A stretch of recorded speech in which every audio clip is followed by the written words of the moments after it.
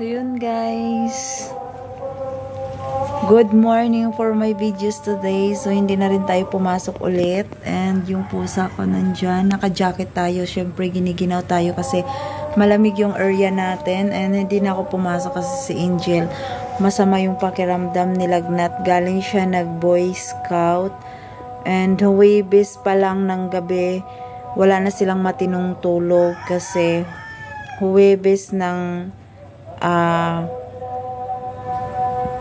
9, 10 ng gabi, nag-prepare siya ng gamit hanggang umabot ng 11, 12 ng hating gabi, running to Friday na ng madaling araw.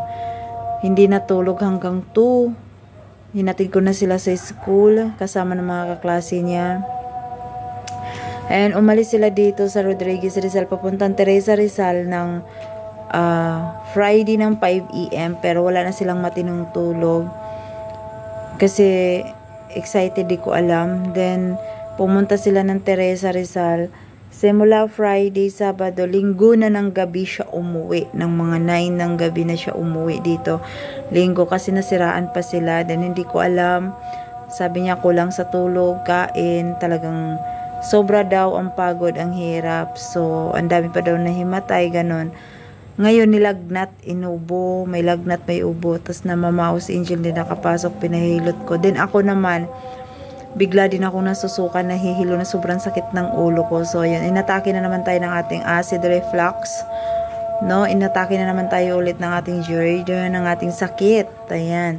So kailangan talaga ingat tayo sa lahat ng ating mga kinakain kasi marami na talaga tayong bawal. And hindi ako pumasok, so may balak na rin ako, natitigil na rin sa work. Kasi nahiya na akong bumalik dahil nga ang dahilan ko ay anak ko. Yun nga, dahil gusto ko pa ipa-check up sa Inaris. So yun, ngayon September, ano tayo ngayon? September 16. Ayan. So September 16 tayo ngayon. Ayan, 2025. May sakit tayo. Pareho kami ni Angel, masamang pakiramdam kagabi. Umiyak na ako habang hinihilot-hilot ako ni Joy.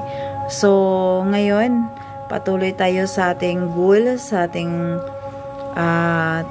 buhay. Ayan. So, maraming salamat sa inyong suporta lahat. Ayan. Lubos pa akong nagpapasalamat sa inyong lahat. So, ayan si Ading nakahiga. And ito po yung bahay namin. Update. Ayan. So, kusina and sala pa lang itong inupuan namin, sala. Ayan, nandyan po yung aso ko. Ayan. So, ayan, nandito kami ngayon. Ewan, basta, baka halo-halo na to, stress na din. So, ayan, thank you so much and maraming salamat sa inyong suporta.